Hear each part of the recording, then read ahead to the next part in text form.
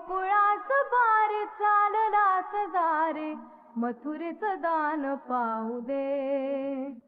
सोडूनी गोकुळास बार चाललास दारे मथुरेचं दान पाहू दे.